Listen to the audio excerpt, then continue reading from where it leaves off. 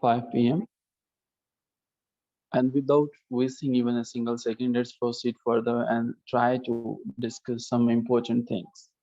Well, respected participants, if you have noticed the very title of the topic of today's class, I mentioned there that we are going to understand, we are going to discuss some important theories, literary movements, and then the literary devices. Definitely, whenever we talk about literary movements and the literary periods, the students, they're worried. They think that perhaps it is really a hard nut to crack, but just you just need to cover all the things with dedication, and literary theories and the movements, they are not a big deal. So before proceeding further, I just need a minor confirmation that I'm audible and the screen is there. After that, we are definitely going to proceed further. I just want to sum up the things quickly because after that we have two consecutive interviews in a row. Thank you so much, Ms. Amna, for being so generous. Okay जी, the first movement हम जो है बात करते हैं। पहले हमारे पास बहुत ज़्यादा इस इंटरव्यूज में इसके ऊपर क्वेश्चंस आते हैं।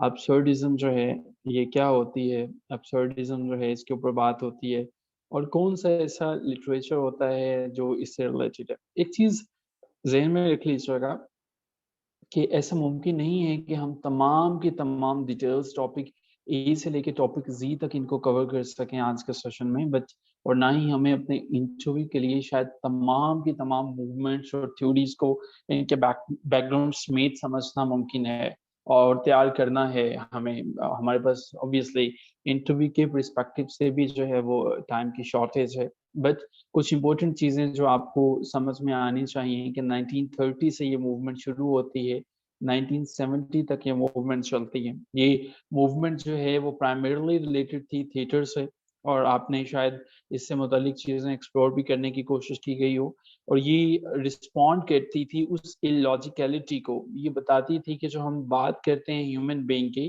कि वो जो पर्पसलेसनेस है जो इस यहाँ पे ज़मीन पे भी मकसदियत की ज़िंदगी है, उसके ऊपर ये बात करती है। सो हमारे पास जो है वो सैमुअल बेकेट का लिखा हुआ जो इसकी वंडरफुल बुक है वेटिंग फॉर गॉडो जो है वो इसका शाहकार है। आपको वेटिंग फॉर गॉडो ये समझने में मदद देगा, ठीक है। इसके अलावा जो है आप चाहें तो और भी बुक्स को कंसिडर कर सकते हैं, लेकिन ये जो है वो आपको समझने में मदद देगी। सो अब्सर्डिज्म जो है ये हमारे पास जो है वो मेनली थिएटर से रिलेटेड है, जो कि पर्पसलेसनेस ऑफ ह्यूमन लाइफ पे बात करती है और इन चीज़ों को अंडरस्टैंड करने में हमारी मदद करती है। So that is absurdism. So quickly speaking, यहाँ पे जो है वो अब्सर्डिज्म के बारे में बेसिक बेसिक सी डिटेल्स हम जो कवर कर रहे हैं, आई एम श्योर कि आपको ये पता चल जाएगा और आप ये नोट कर रहे हैं साथ जो है वो। सिर्फ स्क्रीन शॉट्स पे रिलाई ना कीजिएगा। स्क्रीन शॉट पे रिलाई करने से शायद वो नताइज हमें हासिल ना हो सके जो हम लेना चाहते हैं। काइंडली इन्हें नोट करते चला जाइएगा, एंड व्हेन आई से कि इन्हें नोट कीजिए, मेरा मतलब ये है कि आपके पास अपनी नोटबुक्स होनी चाहिए जिन पे आप नोट कर रहे हैं। And without notebooks if you are sitting in the class, शायद जो है वो हम वंस अगेन वही अपने रिजल्ट्स जो है वो हासिल नहीं कर सकें। एस्थेटिसिज्म की टेंटेटिव ईयर्स जो हैं जब ये शुरू होती हैं वो 1835 है और ये ख़त्म होती है 1910 में। ऐसा नहीं होता कि कोई भी मूवमेंट जो है वो 1835 की 1 जनवरी जैसे ही हुई तब जो है वो शुरू हुई, और जैसे ही जो है 1909 का जो है वो 31 था वो ख़त्म हो गई। ऐसा नहीं होता। ये जो ईयर्स हैं, ये जो डिमार्केशन है, ये लोगों ने, ये जो हिस्टोरियंस हैं, जब उन्होंने हिस्ट्री को मुरतब किया, जब उन्होंने लिखा, अपनी आसानी के लिए उन्होंने क्या किया कि इनको डिवाइड कर लिया, ठीक है। आपके लिए ज़रूरी नहीं है कि आप इनकी एग्ज़ैक्ट डेट्स को याद करें। हाँ, अलबत्ता आपको ईयर्स का पता होना चाहिए, वो ज़रूरी है। सो एस्थेटिसिज्म की हम बात करते हैं। लेट 19th सेंचुरी की एक ऐसी मूवमेंट है जो बिलीव करती है आर्ट के ऊपर, और वो ये समझती है कि आर्ट ही सब कुछ है। अगर हमें art is the and in itself, ये इनकी जो है वो फिलॉसफी है। एस्थेटिसिज्म को अगर हमें समझना है तो इसका जो हमारे पास मास्टरपीस आएगा वो ऑस्कर वाइल्ड है, जिसने एस्थेटिसिज्म के ऊपर जो है वो बात की है। और ऑस्कर वाइल्ड जो है आपने डेफिनेटली इसके काम को भी पढ़ा होगा। और एक दूसरा पर्सन इसके साथ जिसने इस आर्ट को, एस्थेटिसिज्म को सपोर्ट किया था, वो वॉल्टर पेटर है। वॉल्टर पेटर जो है उसको बहुत समझा जाता है, माना जाता है, ये समझा जाता है कि वॉल्टर पीटर जो है वो एक ही नारा बुलंद किया करता था, and that is art for art से, कि आर्ट को इस्तेमाल नहीं कीजिए। अगर ये आर्ट फॉर आर्ट से कितने लोगों को पता है?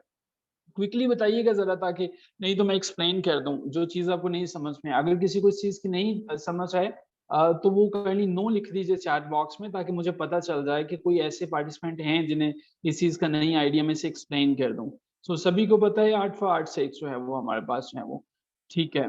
1 नो हमारे पास आ गया, ठीक है, 2 आ गए।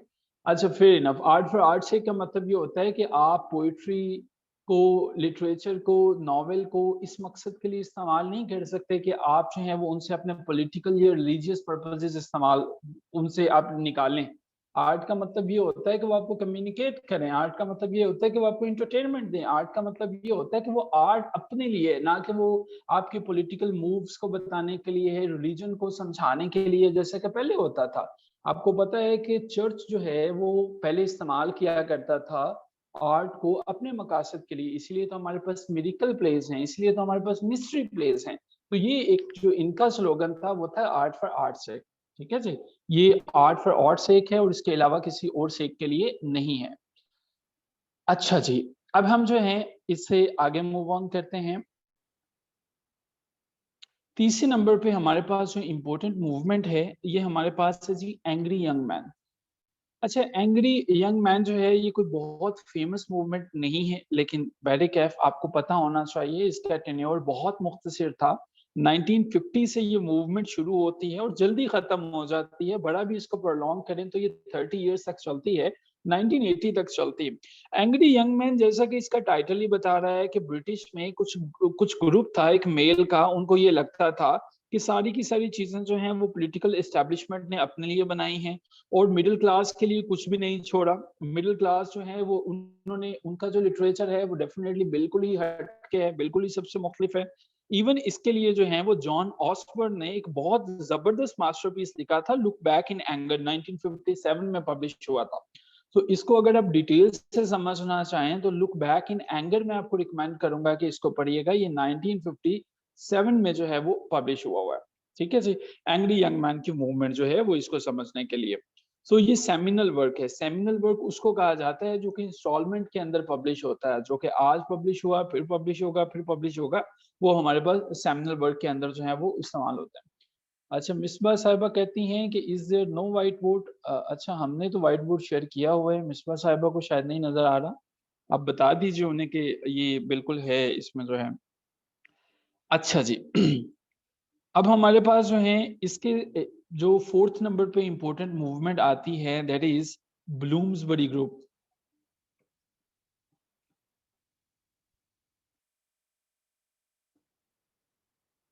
ओ यस, इट इज सजाद।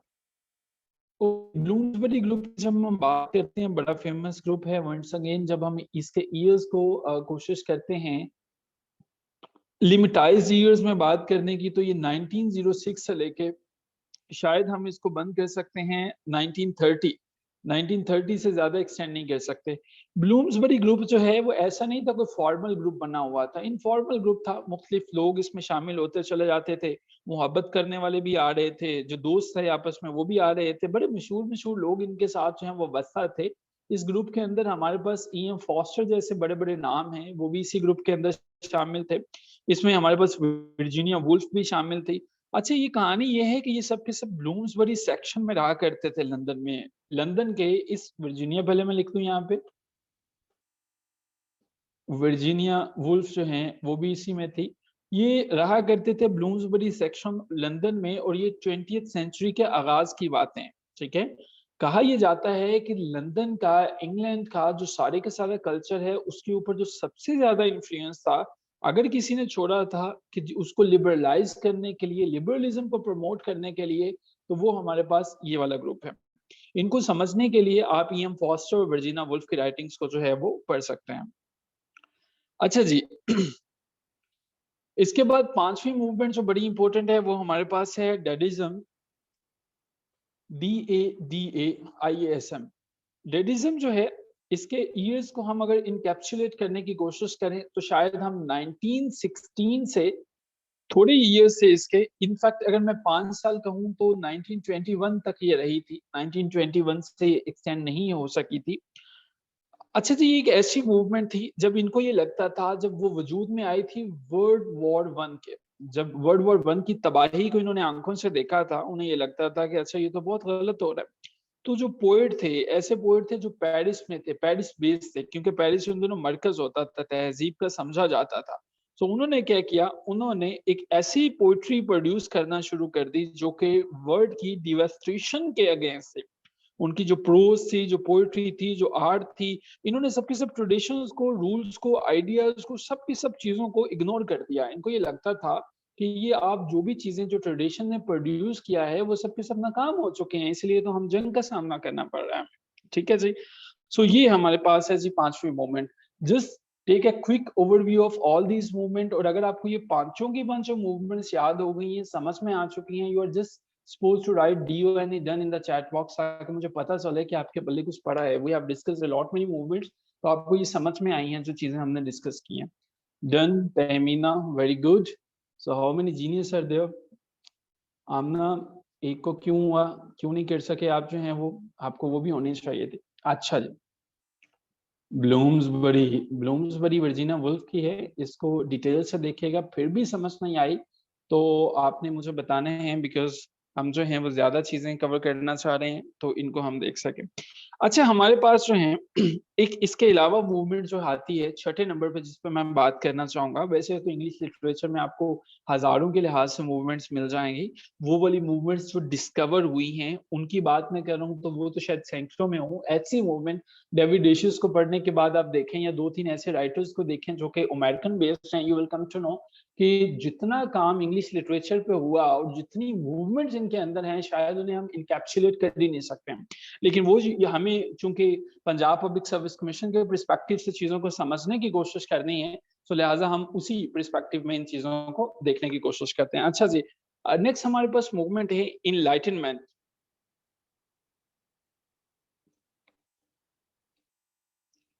अच्छा जी, जब हम इनलाइटनमेंट की बात करते हैं, ये हमारे पास इनके ईयर्स को अगर समझने की कोशिश करें तो शायद हमारे पास ये 1660 से शुरू होते हैं। 1660 में कुछ और भी हुआ था, बता सकते हैं 1660 में कुछ और क्या हुआ था? लंबी मूवमेंट थी, 1790 तक चली थी, काफी देर तक रही थी। तो 1660 में कुछ ऐसा हुआ था जिसने मिल्टन को पकड़ के हिला के रख दिया था। मिल्टन बेचारा अपनी जान बचाता फिर रहा था, और कुछ ऐसा हुआ था, कोई एक ऐसा मुनार्क आ गया था जिसने जो है वो ओलिवर क्रॉमवेल के ख्वाबों के अंदर जाके भी उसको कब्र से जगा दिया था, और उसको उसको पिट को, उसको कब्र को, ग्रेव को डिग करवा के उसको फेंकवाया था दोबारा से, चार्ल्स द सेकंड। वैसे आपको क्या लगता है चार्ल्स द सेकंड ने ठीक किया है? उसके ओलिवर क्रॉमवेल को कब्र से दोबारा निकलवा के उसका जो स्केलेटन था उसको हैंग किया और फिर उसको पिट के अंदर जो है वो फेंका था। ये एक ओपिनियन बेस्ड क्वेश्चन था एक इंटरव्यू में, ठीक है? आप इसका आंसर भी सोच के रखिएगा कि क्या उसने ठीक किया या नहीं किया, ठीक है, कि क्या इसकी सिचुएशन थी। खैर, coming back to the topic, देखिए इनलाइटनमेंट, जब भी आप किसी भी थ्योरी का, किसी भी क्वेश्चन का आंसर करने लगे, आपने इंटरव्यू में, मैंने आपसे टाइम एंड अगेन रिक्वेस्ट की है, आपने 2 से 3 सेकंड तक जरूर लेने हैं सोचने के लिए, समझने के लिए। इवन अगर आपको किसी चीज की समझ नहीं भी आती है तो टाइटल पे जरा गौर करके देखिएगा, I am sure you will be able to crack a lot many things. अच्छा जी, एनलाइटनमेंट हमारे पास एक ऐसी इंटेलेक्चुअल मूवमेंट थी। जब हम मूवमेंट की बात करते हैं, याद रखिएगा मूवमेंट का ड्यूरेशन ज्यादा होता है, लंबा होता है, because movement is not the production of a single person. Movement किसी एक पर्सन ने आके नहीं दी थी। सो एक ऐसी मूवमेंट थी जिसका माखज जो है, जो अखज किया गया था, जो हमारे पास ओरिजिन हुई थी, फाउंडेशन जिसकी थी, वो फ्रांस में थी। फ्रांस से होते हुए ये यूरोप में आई। मैं आपको एक और बात बता दूं, ये बड़े राज की बात है जिसको आपको बहुत से क्रिटिक्स को पढ़ने के बाद अंदाजा होगा। इंग्लिश में, इंग्लैंड के अंदर कोई भी मूवमेंट वहां पे पैदा नहीं हुई। जितनी भी मूवमेंट्स हैं वो इंग्लैंड के अंदर ट्रैवल करते हुए आए और उन्होंने अपने मैक्सिमम फ्रूट वहां पे दी। आप रेनेसांस की बात कर लो, आप इसके अलावा जो है वो बाकी मूवमेंट्स को देखते चले जाओ। इंग्लैंड ने एज सच किसी भी मूवमेंट को पैदा नहीं किया, लेकिन पैट्रनेज पूरी प्रोवाइड की। ठीक है जी। सो फ्रांस और यूरोप के अंदर जो है, फ्रांस में पैदा होती है, यूरोप में आती है। इनका मकसद ये था कि भाई ढंग की बातों पे फोकस करना शुरू करो, जो फजूल चीजें उसको छोड़ दो। रीजन के ऊपर बात करो। देखो फ्रांस से आया था ये सीखने के बाद, चार्ल्स द सेकंड बहुत सी चीजें सीखने के बाद आया था। इसकी मदर फ्रांस से थी, आप जानते हैं। सो ये मूवमेंट फोकस करती थी कि रीजन की बात करो, प्रोग्रेस की बात करो, ये जो फजूलियात हैं इनको छोड़ दो और लिबर्टी की बात करो। सो जब हमारे पास इन चीजों के ऊपर बात होना शुरू हो जाती है, तो इसी वजह से बाज लोग जो हैं वो इस मूवमेंट को कह देते हैं कि ये तो एज ऑफ रीजन है, जिसके ऊपर रीजंस बेस्ड बातें हुआ करती थी। ठीक है। सो हमारे पास जो है इसी एज का जो लिटरेचर है उसमें फिर हम देखते हैं कि प्राइमरली जो है हमारे पास रीजन बेस्ड जो है वो चीजें आना शुरू हो गई, और इसमें जो नाम है वो बड़े बड़े नाम हमारे पास आते हैं। थॉमस हॉब्स का नाम इसके अंदर है, हमारे पास सर फेरिस है, जॉन लॉक जिसको आज भी कॉपी किया जाता है ए लॉट मेनी थिंग्स में, और लोग बहुत ज्यादा उसको कोट करते हैं। उसके बाद हमारे पास रूसो का नाम इसके अंदर है, इसी एज के अंदर है। सो ये हमारे पास कुछ ऐसे लोग हैं जो कि इससे रिलेटेड हैं, इनलाइटनमेंट की एज से रिलेटेड है। अच्छा जी, इनलाइटनमेंट तक आई एम श्योर आपको समझ आया। 7th नंबर पे हम बात करते हैं, अगली मूवमेंट जो है वो हमारे पास, इनको इम्पोर्टेंस के लिहाज से कोशिश की है कि आपके साथ डिस्कस किया जाए। एलिज़ाबेथन इरा, बड़ा मशहूर इरा है, सभी जानते हैं कि 1558 से शुरू होता है और 1603 में ख़त्म हो जाता है। और लेकिन जो इसके बारे में जो चीज़ें हैं वो ये देखिएगा, समझने की कोशिश कीजिएगा कि एलिज़ाबेथन एज में लिटरेचर में सबसे ढंग की प्रोडक्ट इनके ड्रामा थे। ड्रामा एक ऐसी चीज थी कि जिसको जो है वो क्वीन खुद जो है वो पैट्रोनेज प्रोवाइड करती थी। दूसरा जिसने काम किया था यहाँ पे हमारे पास जो है वो फ्रांसिस बेकन भी है, मार्लो भी है, विलियम शेक्सपियर भी है, लेकिन drama is the only thing that is considered the maximum result, the maximum output of the Elizabethan age. So इसको जरा देखने की कोशिश कीजिएगा। अच्छा जी, आगे चलते हैं। 8वें नंबर पे हमारे पास जो है एक नई मूवमेंट है, दैट इज हार्लेम रेनेसांस। कल हमने क्वेश्चन भी किया था किसी पार्टिसिपेंट से, हार्लेम रेनेसांस जो है। अच्छा जी, हार्लेम रेनेसांस की कहानी जो है वो समझने के लिए रेनेसांस को पढ़ लीजिएगा। हार्लेम के बारे में मैं आपको इतना बता देता हूँ, 1980 से 1930 तक ये मूवमेंट रहती है। हार्लेम रेनेसांस के बारे में अफ्रीकन अमेरिकन लोग थे, ऐसे लोग थे जो कि अफ्रीका से आए थे, स्लेव बना के आए थे या किसी तरह से बचते बचाते आए थे। आपको अमेरिकन हिस्ट्री को थोड़ा सा देखेंगे तो आपको पता चलेगा कि स्लेवरी और इनके साथ ये जो ब्लैक पीपल थे इतना बुरा सलूक होता था कि खुदा की पनाह। एंड मैं रिकमेंड करूंगा जो लोग इसमें जिन्होंने अफ्रीकन लिटरेचर को लिया हुआ है कि वो एक मूवी देखें, 12 इयर्स एज अ स्लेव। बड़ी जबरदस्त शोरा अफाक मूवी है, आपको बहुत से आपके कॉन्सेप्ट जो है वो क्लियर करेगी। हर हार्लम रेनेसांस जो है वो अफ्रीकन अमेरिकन उन लोगों के आर्ट पे, कल्चर पे, म्यूजिक पे बात करती है। वो ये उन लोगों को दिखाती है कि ये जो ब्लैक पीपल हैं, ये जो लोग हैं, ये जो काले लोग यहाँ पे आए हुए हैं, इनका अपना कल्चर क्या है। सो हार्लम रेनेसांस जो है वो उन लोगों के मुतालिक है, उनके कल्चर के मुतालिक है। यहाँ पे कुछ बेसिक डिटेल्स, अगर इसके बाद मजीद इसको एक्सप्लोर करना चाहें तो इसके ऊपर डेफिनेटली पूरा घंटा बात की जा सकती है। अच्छा जी, हार्लेम रेनेसांस के बाद हमारे पास जो अगली मूवमेंट जिस पे हम बात करेंगे that is the lost generation. Lost generation जैसे कि टाइटल ही बता रहा है, इसके बिगिनिंग ईयर्स भी हार्लेम रेनेसांस के करीब करीब ही हैं, और मजे की बात ये है इसके एंडिंग ईयर्स भी इसके करीब करीब हैं, यानी कि 1980 और 1930। तो ये तकरीबन एक दूसरे के पास पास ही जो है वो शुरू हुई। लॉस्ट जनरेशन टाइटल जैसे कि बता रहे हैं, ऐसे राइटर्स जिनका ये मानना था कि हम तो गुम हो चुके हैं, हमारी जो नस्ल है वो खो चुकी है। असल में कहानी ये थी कि अर्नेस्ट हेमिंगवे और इसके अलावा एफ स्कॉट फिट्जजेरल्ड, ये बड़े बड़े लोग, बड़े बड़े नाम जब लिखा करते थे तो इन्होंने वर्ल्ड वॉर वन को अपनी आंखों के बड़ी करीब से देखा। इन्हें लगता था कि जैसे हम लोगों को खो रहे हैं, जैसे हमारे इंपॉर्टेंट लोग चले जा रहे हैं, तो it means we are living in a generation that is a lost generation. ये बड़ी बेसिक से लेवल पे आके मैं इसको डिफाइन कर रहा हूँ, क्योंकि बहुत से सोल्जर्स ऐसे थे, बहुत से सिपाही ऐसे थे जो वर्ल्ड वॉर वन के जमाने में ही मैच्योर हुए थे और उसके बाद उनकी जंग के अंदर डेथ हो गई थी। हमें इसको समझने के लिए इस मूवमेंट को हमें देखना पड़ेगा द सन ऑल्सो राइजेस, जो कि अर्नेस्ट हेमिंगवे का लिखा हुआ है, 1926 के करीब करीब ये पब्लिश होता है। इसको देखिएगा, इसमें से आपको मैक्सिमम रेफरेंसेस मिल जाएंगे, और बाकी भी आप एफ स्कॉट फिट्जजेरल्ड की राइटिंग्स को भी देख सकते हैं, उससे भी आपको रेफरेंसेस मिल जाएंगे। Numan is saying something. Thomas Witt introduced sonnets in English in Elizabethan era, Harlem Renaissance of Jazz Age, Afro-American movement. Oh yes, Numan, thank you so much for your wonderful addition. अच्छा जी, एक और जो है हमारे पास, इसको हम movement तो नहीं कह सकते, लेकिन खैर हमारे पास एक बड़ी इम्पोर्टेंट जो है यॉनरा है, और बात जो है वो क्रिटिक्स वैसे इसे मूवमेंट भी कहते हैं।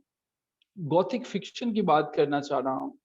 गॉथिक फिक्शन हमारे पास, जैसा कि टाइटल से पता चल रहा है, लेकिन गॉथिक फिक्शन याद रखिएगा 1764 के करीब कहीं शुरू हुए थे, और इवन जब रोमांटिसिज्म हमारे पास शुरू हुई थी तब भी गॉथिक फिक्शन के ऊपर काम लोग कर रहे थे।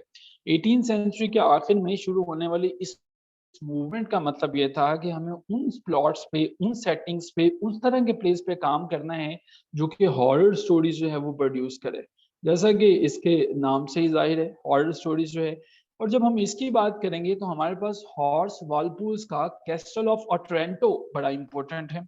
कैसल ऑफ अट्रेंटो सबसे इंपॉर्टेंट है, अब उसको आप देखने की कोशिश कर सकते हैं। और गोथिक जो है वो हॉर्स वॉलपोल के, और मैं ये भी बता दूं कि हॉर्स वॉलपोल जो है वो 1717 में पैदा होता है, 1797 में जो है वो इसकी डेथ होती है। बड़ा इंपॉर्टेंट पर्सन समझा जाता है टेरर की दुनिया में, गोथिक फिक्शन की दुनिया में, ठीक है। इसके साथ साथ जो है वो E.A. पो यानी कि एडगर एलन पो की शॉर्ट स्टोरी जो है वो भी बड़ी इंपॉर्टेंट है। सो जी, 10 की 10 जो अभी हमारे पास मूवमेंट हुई, enlightenment, reasons, sorry, Elizabethan age, Harlem renaissance, lost generation और गोथिक फिक्शन, पता चला कुछ इनकी समझ आई, कुछ बेसिक लेवल पे कुछ अंडरस्टैंडिंग डेवलप हुई। If yes, you are requested to write done in the chat box, आगे हम इससे आगे चला। Okay, good. अभी हम क्या करेंगे, अभी हम एक 30 सेकंड की एक्टिविटी करेंगे। आप इसको देख लीजिएगा शुरू से लेके अभी तक। Absurdism, aestheticism, angry young man, Bloomsbury group, dadaism, enlightenment, Elizabethan era, Harlem renaissance, lost generation and gothic fiction. अब आई एम श्योर कि कुछ चीजें आपको क्लियर हो, ये सारी की सारी चीजें कुछ समझ में आना शुरू हुई। अब यहाँ से आगे मूव ऑन करते हैं, कुछ मजीद चीजों को समझने की कोशिश करते हैं। ओके जी, नेक्स्ट हमारे पास है जी रियलिज्म। लेकिन रियलिज्म से पहले हम मैजिकल रियलिज्म के ऊपर बात करना चाहेंगे कि मैजिकल रियलिज्म हमारे पास क्या, मैजिकल रियलिज्म बताता है कि लिखने का, लेकिन इसके ईयर्स डेफिनेटली 1935 से करीब करीब ये मूवमेंट शुरू हुई, और कहा जाता है कि अभी तक इसका इख्तिताम नहीं हुआ, इसका एंड नहीं हुआ। मैजिकल रियलिज्म राइटिंग का एक अंदाज है, लिखने का एक ऐसा अंदाज है कि जिसके अंदर आप क्या करते हो, ड्रीम लाइक चीजों को, फैंटेसीज को आप ऐड करते चले जाते हो, ठीक है। ऐसी चीजें जो कि सुपर नेचुरलिज्म से ताल्लुक रखती हैं, आप उनको भी इसके अंदर जो है वो शामिल करते हैं। इसमें आपको गैब्रियल ग्रेशिया का नाम मिल जाएगा, वो बड़े इंपॉर्टेंट है। इसके अंदर आपको जो है जॉर्ज लुइस बॉर्जिस का नाम मिल जाएगा, बड़े इंपॉर्टेंट है। ये दोनों लोग जो हैं वो आप इनको पढ़ सकते हैं। हम 11 नंबर वाली मूवमेंट पे हैं, अभी हम 12वीं मूवमेंट पे चल रहे हैं। अच्छा जी, एक और हमारे पास जो है वो पोइट्स का ग्रुप है। मैजिकल से हमारे पास मेटाफिजिकल जो है, बड़ा आसान सा है। मेटाफिजिकल को आप सब बड़े ढंग से समझते हैं, और उसकी वजह जॉन डन है 17th सेंचुरी में। लेकिन ये मूवमेंट शुरू होती है 1633 में, और इसका इख्तिताम होता है 1680 में, यानी कि ग्लोरियस रेवोल्यूशन से कोई 5 साल कबल ये जो है वो खत्म हो जाती है। सो हमारे पास जो है एक ऐसा शायरों का ग्रुप है जिन्हें ये लगता था कि हमने जो लैंग्वेज है उसको इमेजेस के साथ, पैराडॉक्सिस के साथ, कंसीट्स के साथ, कुछ फार फेस्ट आइडियाज जो हैं उनके साथ हमें जो है वो मिलाना है। जॉन डन इसका बड़ा इंपॉर्टेंट, इस मूवमेंट का बानी इवन समझा जाता है। एंड्रयू मार्वल हैं, बड़े मशहूर हैं। इन दोनों को कवर कर लीजिएगा मेटाफिजिकल पोएट के हवाले से जो है वो, ठीक है जी।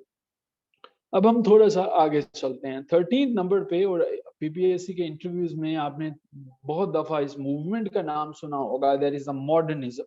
सो मॉडर्निज्म के ऊपर भी आपने बात सुनी, मॉडर्निज्म क्या होती है। और ये क्वेश्चन बाजुकात एस्पिरेंट्स को काफी परेशान कर देता है कि मॉडर्निज्म पता नहीं क्या चीज है, किस तरह से इसको मूव ऑन करना है, किस तरह से इसको जो है वो लेके चलना है।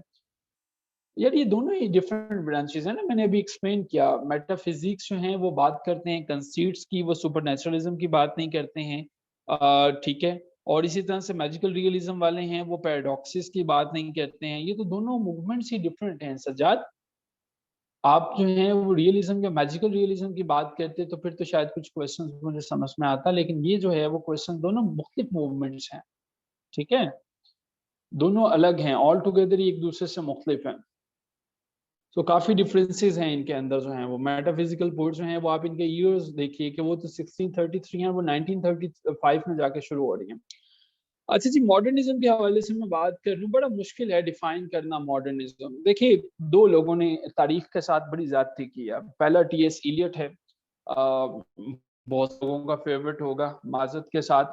टीएस इलियट जो है, मैं टीएस इलियट के साथ एक छोटा सा मुझे उससे एतराज है, एक गिला है, एक शिकवा है, एक शिकायत है उससे और एजरा पॉन्ड से। कितने बड़े बड़े जहन हैं, कितने बड़े बड़े नाम हैं।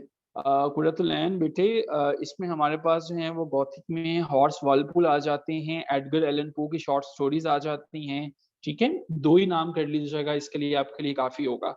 कैस्टल ऑफ ऑट्रेंटो पढ़ लीजिएगा, और आपने वो द टेल टेल हार्ट देखी होगी एडगर एलन पो की, अगर आपने पंजाब यूनिवर्सिटी से बीए किया था। शॉर्ट स्टोरी नंबर 8 होती थी, ठीक है, जिसके अंदर वो जो है वो दिल धड़कता था और वो सारी की सारी वो दफना देता है। क्योंकि हम डिटेल में डिस्कस नहीं कर सकते, लेकिन अगर फिर भी आपका क्वेश्चन हो तो हम लेक्चर के एंड पे बात कर सकते हैं इसके ऊपर, ठीक है बेटा। अच्छा जी, मॉडर्निज्म में मैं बता रहा था टीएस इलियट ने बड़ा जुल्म किया। अब देखें ये कैसे मुमकिन है। हमें जब भी हम जैकोबियन एज की बात करते हैं, हमें समझ में आ जाता है कि एक एज है 1603 में शुरू होती है और ये खत्म हो जाती है 1625 में, ठीक है। तो कैसे मुमकिन है कि एक एज को तुमने मॉडर्निज्म कह दिया और एक ऐसी मॉडर्निज्म है जो कि कभी भी खत्म ही नहीं होती है, जो कि जा ही नहीं रही है, ठीक है।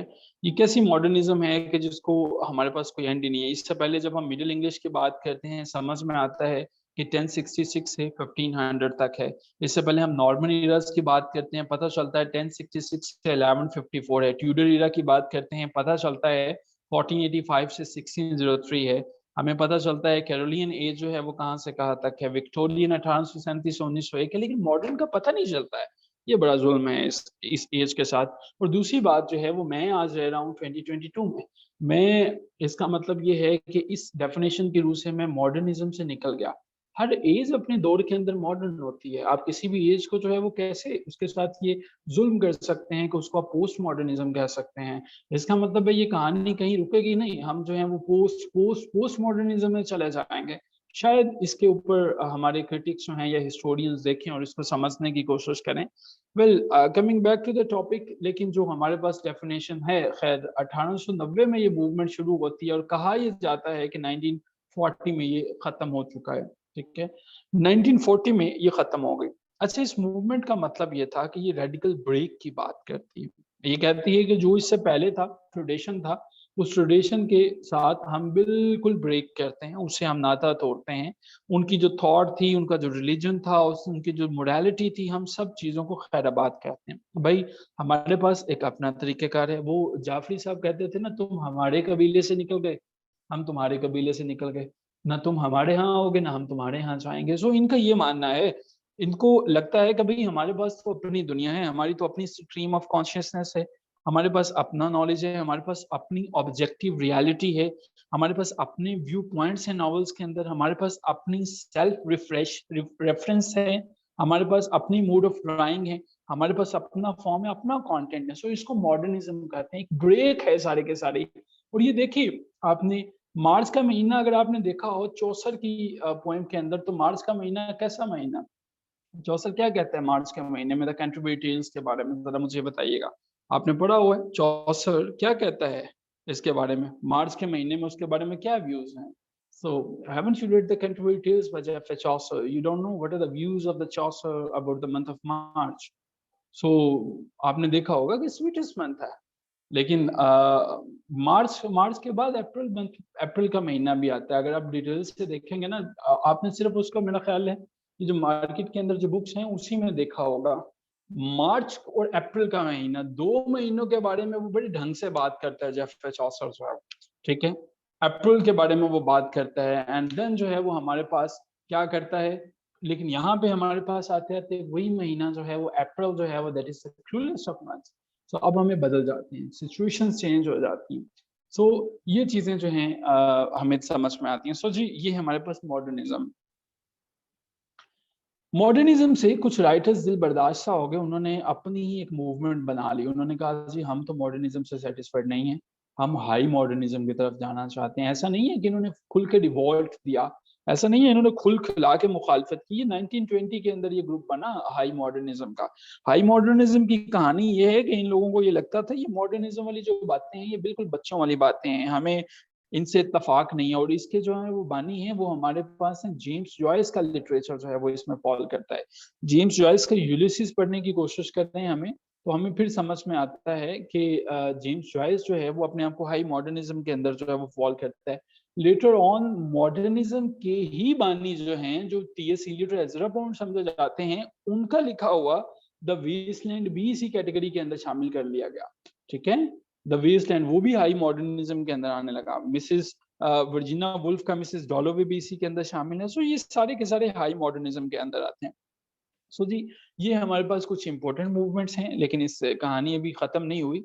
हमारे पास एक और 15 नंबर पे एक मूवमेंट है and that is the post colonial literature. Okay जी। अच्छा जी, पोस्ट कॉलोनियलिज़्म की जब हम बात करते हैं, वन्स अगेन आप जानते हैं कि पोस्ट कॉलोनियलिज़्म होता क्या है, एक्सप्लेन कर देते हैं। अच्छा लोग जो होते हैं ना, लिटरेचर इज़ लाइफ। किसी ने पूछा ढंग से कि लिटरेचर की डेफिनिशन करें जी, लिटरेचर क्या होता है? Literature is life. देखें, अगर आप सैड होंगे, आप सैड पोएम्स लिखेंगे, अगर आप जंगें जीतेंगे, आप जंगें जीतने पे लिखोगे, अगर किसी का महबूब उसे छोड़ गया है, तो वो उसकी जो है वो जुदाई पे लिखेगा, कोई उसके साथ है, वो उसके साथ लिखेगा, कोई इंतज़ार कर रहा है, तो वो लिखेगा because I could not stop for the death. ठीक है? इस तरह से लिखेगा। सो लिटरेचर इज़ लाइफ या literature is the reflection of life. Post colonialism उन लोगों का लिखा हुआ अदब है, उन लोगों का लिखा हुआ लिटरेचर है, जिनको जो कॉलोनीज़ रही थी। देखिए, समझने की कोशिश कीजिएगा, सादा लफ्ज़ों में बात करते हैं। आपने देखा होगा कि मुख़्तलिफ़ कॉलोनीज़ बनती हैं, जो मुख़्तलिफ़ कॉलोनीज़ बनती हैं, उनको कोई न कोई कंट्रोल कर रहा होता है, उन कॉलोनीज़ के अपने रूल्स एंड रेगुलेशंस होते हैं। आप अपना घर ऐसे बना सकते हो, वैसे नहीं बना सकते। आप जो है वो इस तरह से मकान की ये जो है वो छत इतनी बाहर रखोगे, इतनी अंदर रखोगे। इसी तरह से जब कोई दूसरी कंट्री किसी कंट्री के ऊपर आती थी और उसके ऊपर आके हुकूमत करना शुरू कर देती थी, उनको डिक्टेट करना शुरू कर देती थी, उस दौरान जो वहाँ के लोगों ने लिखा, वो पोस्ट कॉलोनियल लिटरेचर नहीं था। वो पोस्ट कॉलोनियल वो था जो वहाँ से वो चले गए और उसके बाद उन लोगों ने लिखना शुरू किया। कॉलोनियल डेफ़िनेटली समझ में आता है जब तक उन्होंने हुकूमत की। सो जो फॉर्मर यूरोपियन कॉलोनीज़ रही थी, ठीक है? और यूरोप ने कॉलोनी बना के रखा था अफ्रीका को, एशिया को, साउथ अमेरिका को और बहुत सी कैरिबियन कंट्री को। लेकिन हमारे पास समझने की बात ये है कि ये लोग जो जिन्होंने तब लिखा जब कॉलोनीज़ के अंदर वो लोग शामिल नहीं थे और पोस्ट कॉलोनियलिज़्म अभी तक जो है वो चल रही है, ठीक है? पोस्ट कॉलोनियलिज़्म के अंदर जो हैं वो बहुत से राइटर्स आ जाते हैं, सलमान रुश्दी का नेम आ जाता है, चिनो अचेबे का नाम आ जाता है, थिंग्स फॉल अपार्ट जो है वो इसके अंदर आ जाता है और बहुत से इवन एडवर्ड सईद का बड़ा मशहूर है ओरिएंटलिज्म जो है वो 1978 में लिखा गया, वो भी इसी के अंदर जो है वो शामिल हो जाता है। अच्छा जी, पोस्ट कॉलोनियलिज्म के बाद हमारे पास 16 नंबर पे एक और जो है वो लिटरेचर आ जाता है दैट इज़ पोस्ट मॉडर्निज़्म। अब ये वही बात है जो हम पहले कर रहे थे। पोस्ट मॉडर्निज़्म मॉडर्निज़्म के बाद हमने देखा पोस्ट मॉडर्निज़्म 1945 से बाद का जो इरा है, जो अभी तक है, कहा जाता है कि ये पोस्ट मॉडर्निज़्म है। अच्छा, पोस्ट मॉडर्निज़्म एक नोटोरियस टर्म समझी जाती है। अच्छे-अच्छे लोग क्रिटिक्स इसको नोटोरियस समझते हैं। उन्हें ये लगता है कि ये पोस्ट मॉडर्निज़्म जो है, ये किस तरह से मुमकिन है? वही बात जो मैंने पहले कही। लेकिन पोस्ट मॉडर्निज़्म कहते हैं कि वजूद में आती है वर्ल्ड वॉर द सेकंड के बाद। पोस्ट मॉडर्न लिटरेचर जो है, ये एक ऐसा लिटरेचर है, जिनके अंदर हमें डिसजॉइंटमेंट नज़र आती है। इसमें हमें जो है वो ये नज़र आती है कि मुख़्तलिफ़ किस्म के लोग, मुख़्तलिफ़ किस्म के कल्चर को शुरू कि इसमें दिखाया जाता है। अब पोस्ट मॉडर्निज़्म में हमारे पास टोनी मॉरिसन का नाम शामिल है, वन्स अगेन सलमान रुश्दी का यहाँ पे भी शामिल है। सो ऐसे लोग जो हैं वो पोस्ट मॉडर्निज़्म के ऊपर जो है वो बात कर रहे हैं।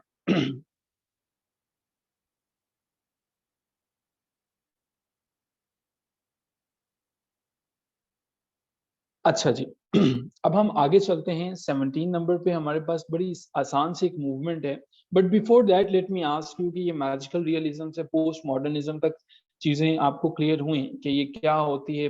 Magical, metaphysical, modernism, high modernism, post colonial literature और post modernism. I have tried my level best to explain all the things in very easy language. अब क्या मैं एज्यूम कर सकता हूँ कि इनकी अंडरस्टैंडिंग आपको डेवलप हो गई है?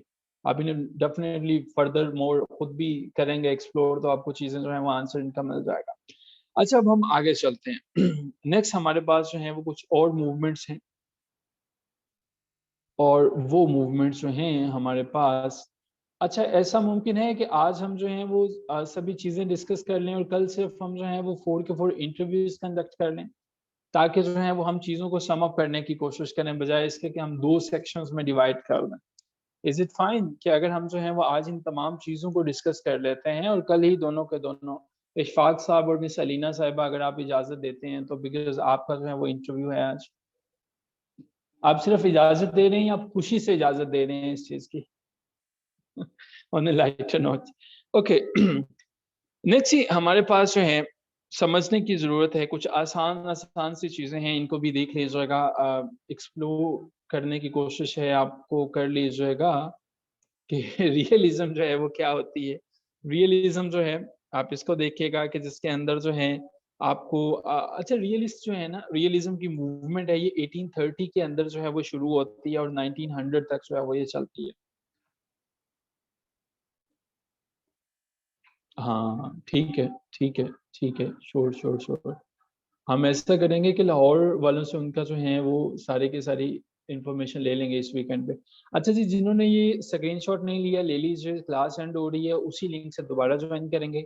ये स्क्रीन फर्स्ट है, ये हमारे पास सेकंड है, ये हमारे पास थर्ड है, ये हमारे पास खाली स्क्रीन फोर्थ है। अभी हम उसी लिंक से दोबारा ज्वाइन करते हैं और यहीं से अपनी डिस्कशन को आगे लेकर चलते हैं।